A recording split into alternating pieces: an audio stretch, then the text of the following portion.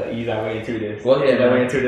Go ahead. So, the way I want to start this segment off like this. So, talking with the guy that says that he wants to be the Michael Jordan of NASCAR. Mm-hmm. You know, we all know Michael Jordan was the best player to ever play basketball. You know, arguably the best athlete, you know, in history.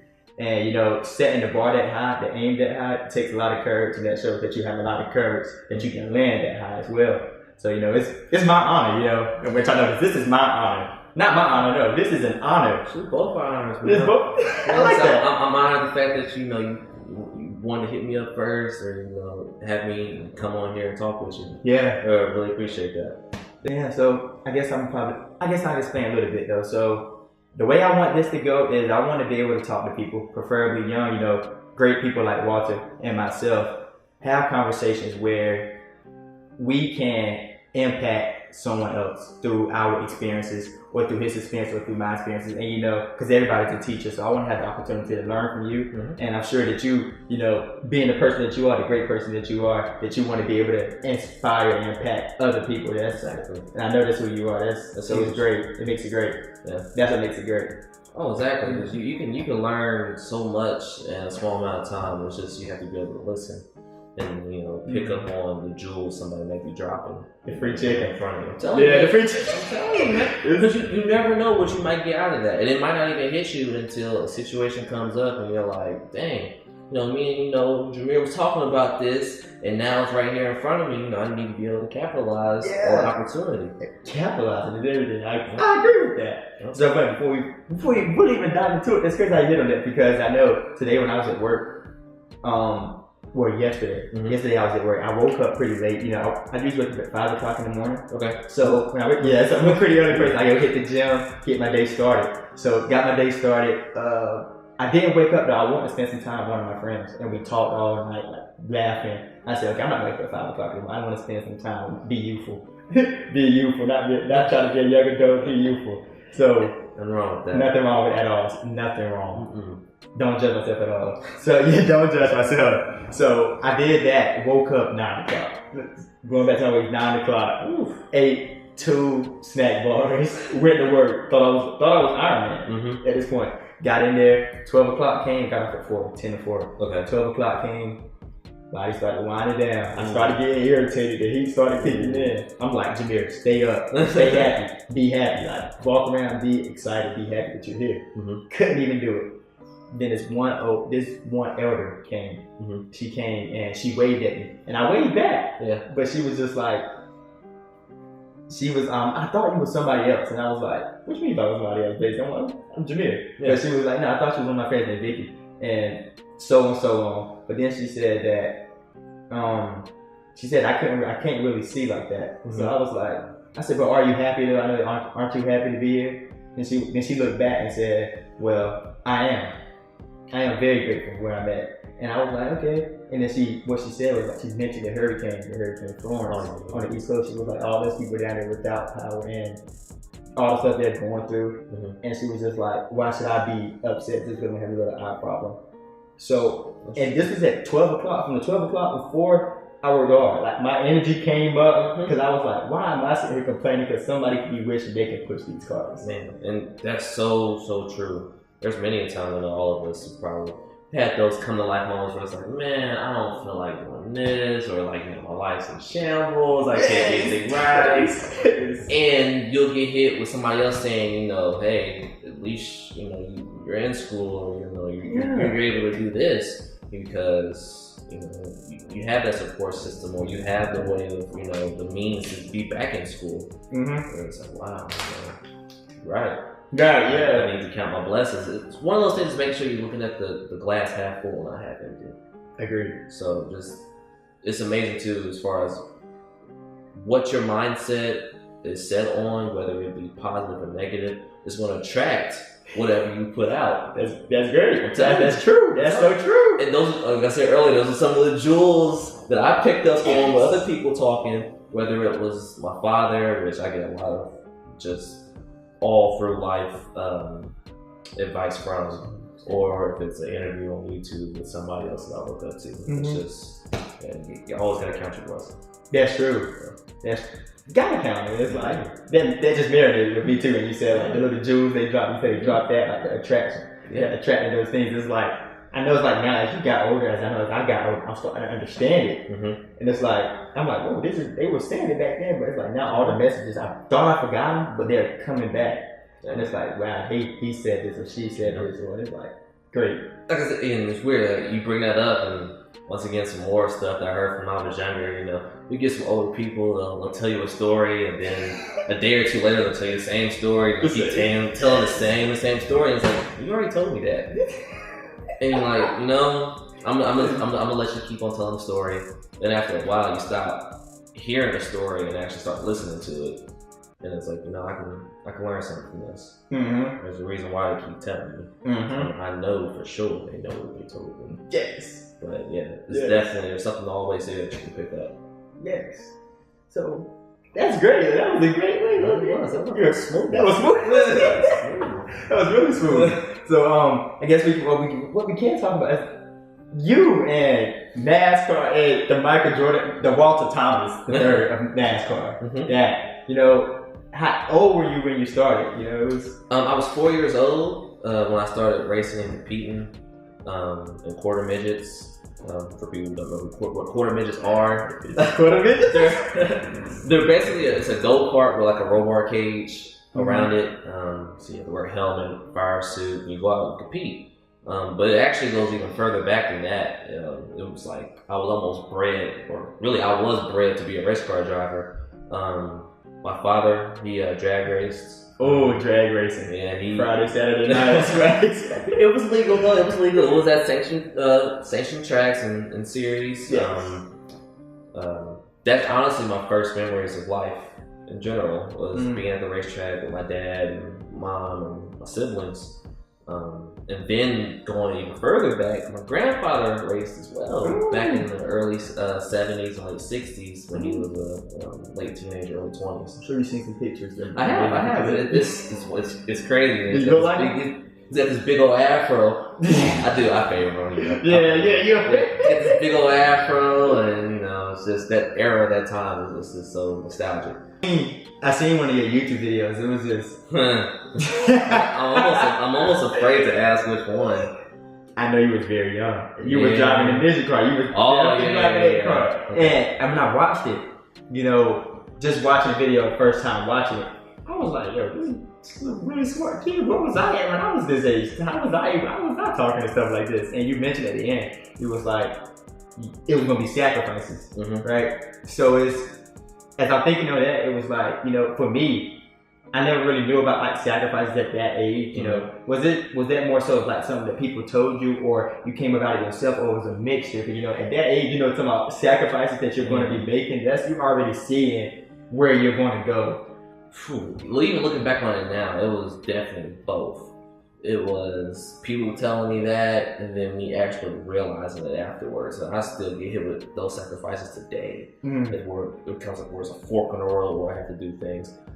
Believe it or not, the very first sacrifice I had to make was cutting my hair. Because I had really, really long hair around the time I started racing. Oh, you had a little box, and I see that. No, it wasn't even a box. I had like twisties and braids when I first started. And it was long. I love my hair. Me and my brother were like the yin twins. That's what my joke was.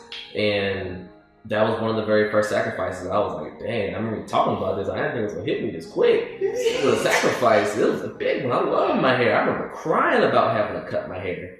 But in the end, I'm glad I did. And, you know, it was sacrifice. It was a great look, you know. And then even fast forward and, you know, to like today's time, coming to college, it was a fork in the road where it was like, okay, you know, you can stay in Indiana and, you know, go to school probably for free.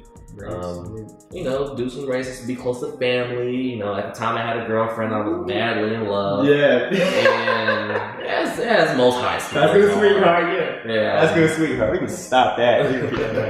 I was madly in love and everything else. 30 minutes too. That was really. It was quick. It was. But yeah, so madly in love and all this and that, and it was like, okay, or I can go out and go to Winston-Salem State, go through their motorsports program, go on this debt.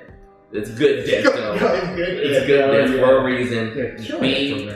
Be in that racing atmosphere, and of course NASCAR being NASCAR Central, North Carolina being NASCAR Central really, and it was like where you need to be, so you need to just go ahead and go there. Of course, you have your mom and stuff saying like, maybe you should start the first 2 years here, then transfer down there. Yeah. And like I said, have a girlfriend going back here, and she was like, well, you do whatever you want to do. Yeah. My dad's like, hey, I know I helped you find this school and everything else. He was like, I won't be mad if you don't, but I really think you should go down here.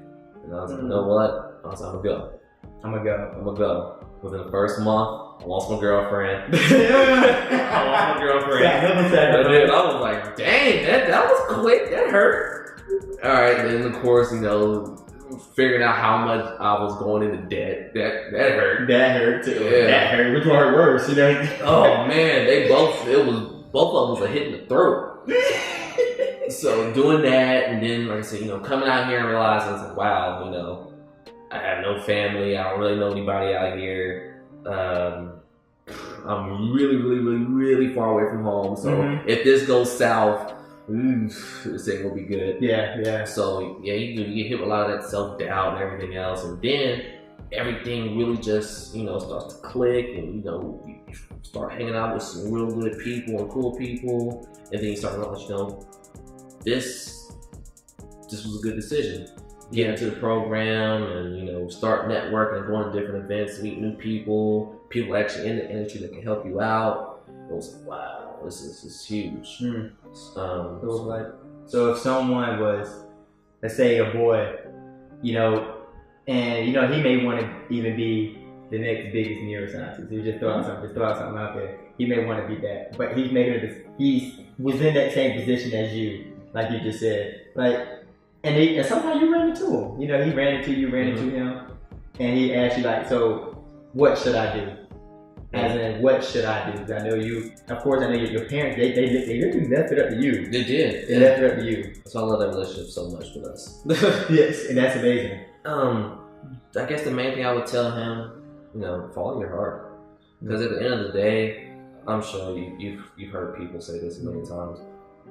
It's odd. Once again, it comes where there's that fork in the road, and you can have a decision where it's like, all right, do I listen to everybody else and go where they want me to go, or do I go in the direction I want to go?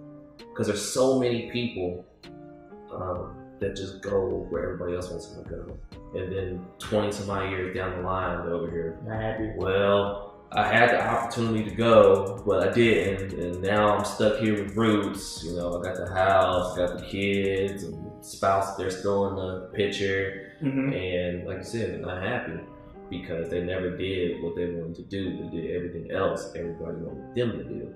I mean, it's like hearing them stories. It's like, especially when we were younger, it was like, you didn't really know what to say. No, you didn't really know what to say when they told you that. But it's like they're really expressing that to younger children, younger kids, and we're just like don't get stuck for words. But now I'm hearing it, it's like, wow, it's that serious. I'm about to say, everybody knows somebody like that. Everybody does. I do. And once again, that's one of the many stories you hear over and over again. And it's like, let me start listening to them. They might know something. But what is your purpose? I know you have a purpose. Everybody has a purpose, and when you do have a purpose, it makes it just 10 times better. Just from things that I've heard and stuff like that, in my experiences. So your purpose behind it. What's your factor that drives you? I know it's something that's you. That's a great question right there. Purpose behind this is honestly, man. If you would have asked me that maybe 5 years ago, or even when I was younger, or even further than 5 years ago, I would have just said because honestly, it was something I was always liked, or it was something that came natural or anything else. Now I've got a little bit older. It's more or less makes me happy. It makes me happy, and I knew it was something that I felt would make my dad proud. Okay. Yeah. Okay. That probably It's probably one of the most sentimental ones in NASCAR. Yeah. Yeah. When it's all said and done, you know, that conversation that y'all, you know, not foreshadowing, but just looking into the future, that conversation. It was something I knew that could change us financially, and just, you know, bring us close. Like I said, that was the main reason I got into racing, because the relationship I had with my father, and you know, that was something we really truly shared. Like I said, that's my first memories of life, just being at the racetrack. So even if I never made $1 off of it, I would still be doing it. Yeah. So, I totally understand that. So you said that, you know, your purpose is what's driving you. Like, even when you do get hit with the adversity, you know, the adversity. I know you've had some adversity that hit you just, and it could, you know, it could be in anything. The adversity that could hit you could have been in anything. Like, have you ever came to a point where you was like, do I really want to do this? Where it was like, oh man, I get hit with that all the time. One of the main things is because, like I said, you know, I stress money is such a huge part in the sport. It's one of the reasons why now, you know, I've kind of been, you know, stagnant, not really, you know, on the track so much, is because, like I mentioned before, one of the forks in the road. It's like, you know, college costs money, racing costs money. For these 4 years that I may have to, you know, put my racing career on hold, you know, what all can you, you know, do to ensure that what you learn here can help you go further in your career? So that's something major right there. Yeah, just having to give that up here, just having to give up the track. And just having to transition to something completely different. Not the same thing, but it's just completely different. Like, you can't really focus on racing. Like, you can't really focus on. And like, that's been my whole life, and it still is my whole life. It's just, it's weird. I'm taking on different parts of racing still, and I'm trying to adjust. Not being a performer, but yet somebody behind the scenes. Like, I have a part-time job at NASCAR in the touring series, and over the summer I've traveled up north to Connecticut and Boston to help officiate with racing, or some of the races that happen up there. So it's weird, you know, I get to, like I said, experience, like, so this is what the officials have to go through, you know, inspecting the cars and inspecting the tires beforehand and making sure fans don't, you know, aren't in these certain areas or whatever else. It's like, wow, you know, it's crazy. Then, you know, like I said, thinking back, it's like, wow, I can't wait. I can't wait to get back on the track. So then I'm constantly working day on, day out. I'm trying to find more sponsors who want to be a part of what I do, as far as racing and anything else, and trying to find stuff that can make me, you know, I guess, more attractive to those sponsors. So yeah, you mentioned sponsors. I don't quote me if I'm wrong. I could be completely wrong about to say this. I feel like I should know. I should remember it. But there's like you were racing for. It wasn't the youth. It wasn't racing for youth. I know it was one thing up there. It was like racing for. Oh, so that was on the hood of the car. Yes, it was racing against youth violence. Race against youth violence. That's what it was. I know you were really. Are you like really? You know, really proactive or activist against, you know, like youth violence? I am, because it's a huge part of what hurts really any community, whether it be black, white, or whatever. That was one of my things I wanted to make into a foundation. It was just started out as a slogan, and that's one of the main things I'm working towards, you know, getting off the ground. Hopefully while I'm still here at Winston-Salem State University.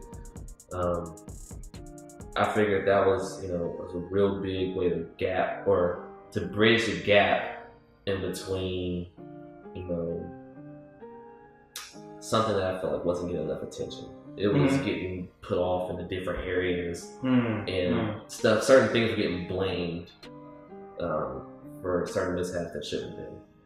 Yeah, so, I see. I totally understand that, man. I can't say that this has been really great, you know. It's been really great. I'm listening to it. I wish we could talk all night, you know. We have like the camera phones and stuff like that. But, you know, I'm very thankful, and I learned a lot. just hearing through, like relating back to my experiences is like, I'm like, wow, this is how I went through something similar in a whole different situation. But it's like, wow, okay, and it's like listening to you was like you're telling me like, okay, keep going. I know you have that voice that's telling you like, just keep going. You're gonna get hit with adversity. You're gonna have all different things. You're gonna have some great times, ups and downs, great ups and downs. But just keep going. Oh yeah, it's life, and one of the main things. There's a lot of main things you can do, but I guess one of the main things is surround yourself with people in the area that you want to be in that space. Like I've always called it, get that all-star team around you. So quality people, exactly. Like I was saying earlier, surround yourself with positive energy. Those people who really drive you to work harder. You know, it's hard to find at times, but when you do find that click, you all really do click together, and you guys are all on that same, got that tunnel vision, and you're all working towards what you want to work towards. So it just motivates each one to be like, I can imagine. Completely. I can imagine. So, that's huge. It's huge. Yeah. Well, I know it's probably about all. I wish we had more time. I wish we had way more time. I could talk all night. Yeah, me too. And I can just sit here and I'm just sitting here and listen to like my bag of popcorn just chilling right now. Eating up the popcorn right now. I wish I had some. But thank you. I'm gonna say thank you. I really appreciate it. Thank you, man. It was great. And I hope we can do this definitely again. We're gonna do this again. I can't wait to see, I'm gonna be watching on the TV like, yo, look. I'm gonna show my kids like, yo, this is him. This is him. This was him when he was doing this. So thank you, and wish you much luck, wish you much success. You don't even need luck. Thank you. We all need luck. We all need. I agree with that, but it's going to work out for your favor. I know that. I know you know it. You know it. I know it too. But thank you, and I'm gonna go ahead. We can go to this wrap this up and just ship it on out. It's cool. Thank you. All right, no problem, man. I went for that. It was good. That was good, man.